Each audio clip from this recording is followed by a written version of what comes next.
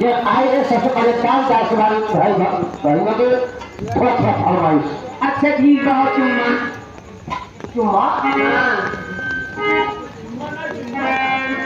लेकिन पैसा तो दिखाओ तो लोगों